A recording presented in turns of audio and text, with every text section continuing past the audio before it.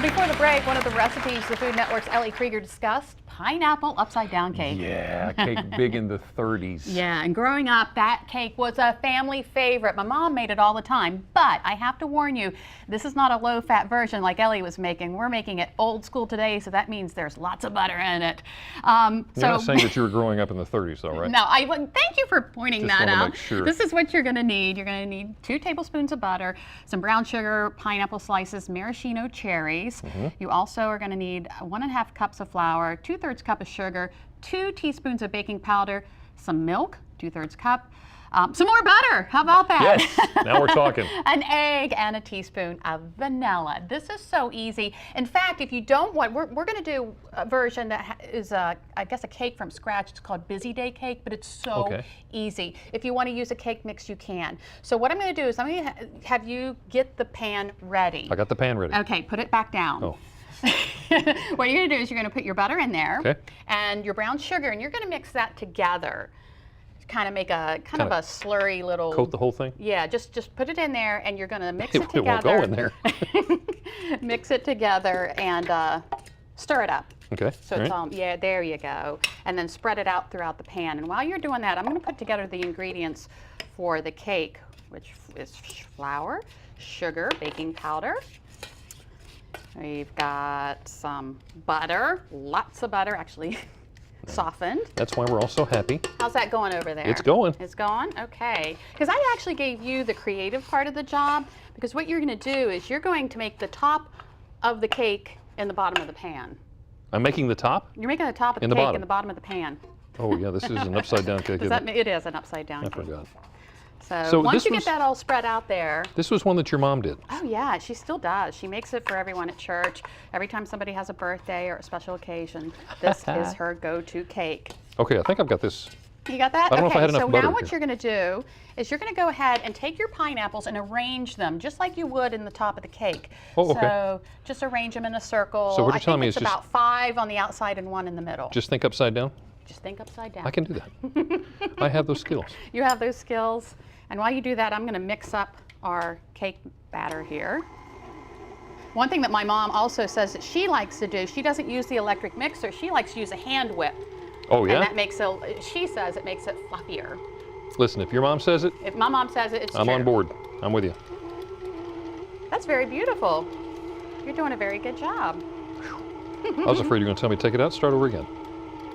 And I want to let you know there are several ways you can get the shopping list and instructions for this recipe. You can send a self-addressed stamped envelope to 1729 North Salisbury Boulevard, Salisbury, Maryland, 21801. You can also go to delmartalife.com and click on the show tab or call us 443. I almost gave them my phone number. 443-880-9116. You can get it by calling that number, but who knows who's going to... Maybe I should give out my mom's Didn't phone you number. tell me that you made 2 of these cakes last night? I did, because sometimes, I have to admit, sometimes when I've made the cake and you actually, after you bake it, you turn it upside down onto a plate.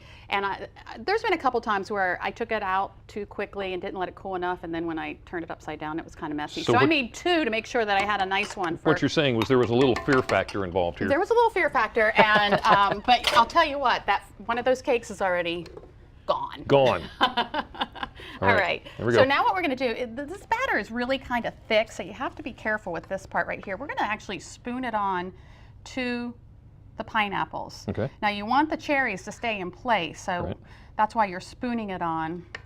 Instead of just smearing it in. Exactly.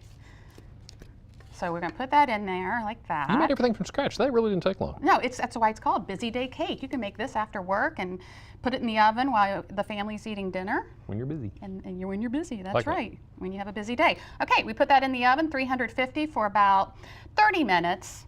When you take it out, you let it cool for a little bit. Okay. And then what I like to do is take a knife around the edge to kind of loosen the sides. Right. Take a plate, put it on top of your pan, turn it over, and it should come out looking She pops out like just like this. that. How about that? That's nice. Okay. I want to taste that. Okay, we're going to taste that, but first we all have favorite family recipes, and we wanted to hear what yours are, so we asked you to share them on the Delmarva Life Facebook page, and Loretta J. Wheatcraft Ray, my mom's homemade sloppy joes passed down from my grandma. It was a cheap comfort food for us 5 kids.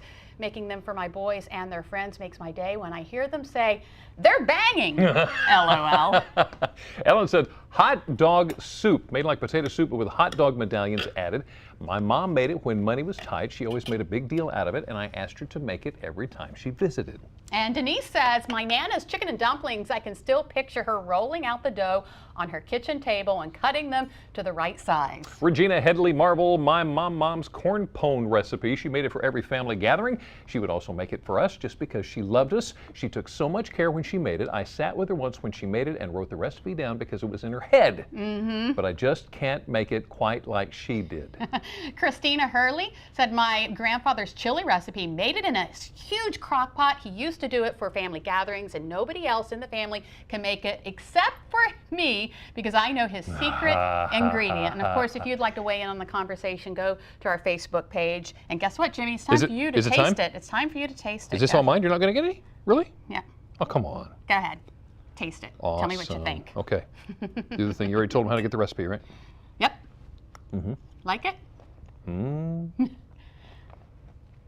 probably have to eat more to be Okay, sure. he likes it.